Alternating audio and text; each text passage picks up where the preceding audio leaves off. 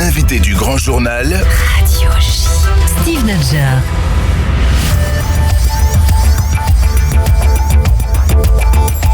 Emmanuel Vidal et Réhouven Bokobza, bonjour à tous les deux. Bonjour. Et merci d'avoir accepté notre invitation. Emmanuel Vidal, vous êtes la responsable du programme Lab Myriam. Réhouven Bokobza, vous êtes le directeur de Lab Myriam. Le Lab Myriam, c'est le premier programme de digitalisation de la communauté. L'objectif est d'accompagner le passage au numérique des associations du paysage communautaire juif. Passage pas toujours évident, on l'imagine, mais néanmoins absolument nécessaire aujourd'hui. C'est un projet dont l'urgence a été accélérée par la crise du Covid. Je ne sais pas lequel de vous devez commencer. Oui, Emmanuel Vidal. Oui, tout à fait. Ça a été complètement accéléré par la crise du Covid. En fait, finalement, le milieu associatif, que ce soit juif ou autre, c'est déjà commencé à se digitaliser avant le Covid, et le Covid a poussé et a forcé les associations et même les entreprises à se digitaliser beaucoup plus rapidement.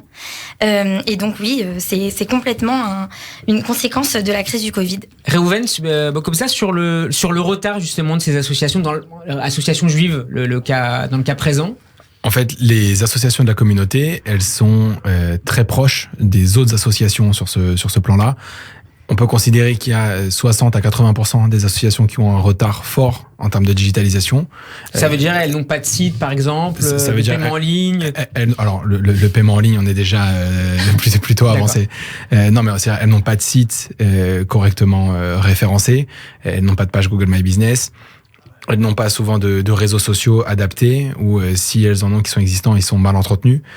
Et donc c'est tous ces leviers-là qui nous ont poussés à considérer un programme qui va se décomposer, je ne sais pas si je l'aborde maintenant, mais qui va se décomposer en 3 volets. Sur 6 semaines.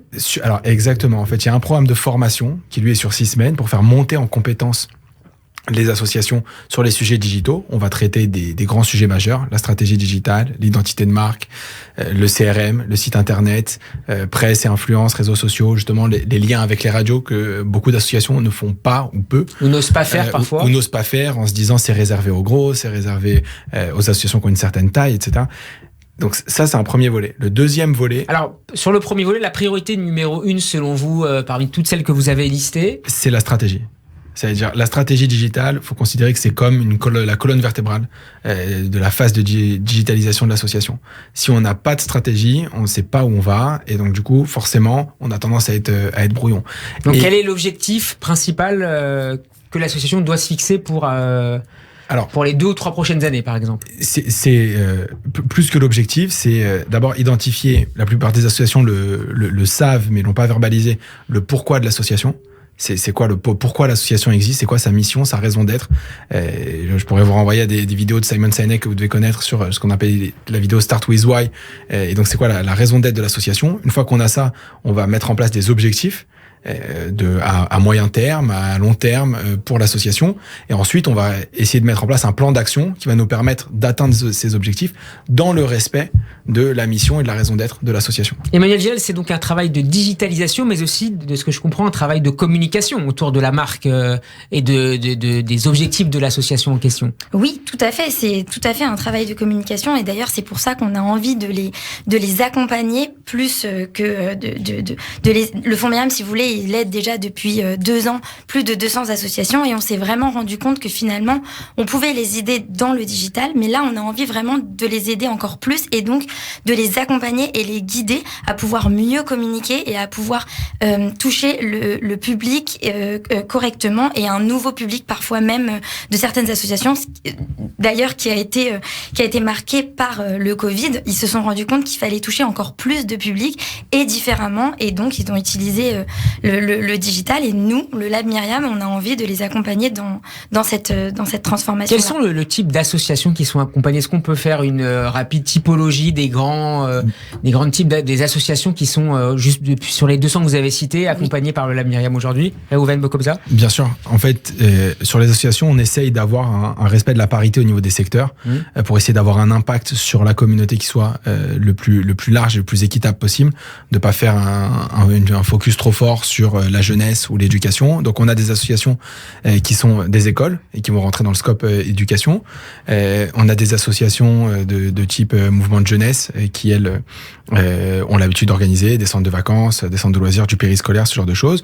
Une grande partie des associations de la communauté qui sont des œuvres sociales pour un soutien aux plus démunis. Et après, on va avoir du culturel, évidemment, qui va avoir une place, un petit peu d'associations sportives qui vont être représentées. Et ça, c'est les sujets majeurs, les secteurs majeurs qui sont représentés au sein de, globalement, je pense que tu peux dire, du fonds Myriam et du programme. Alors, comment est financé ce fonds ?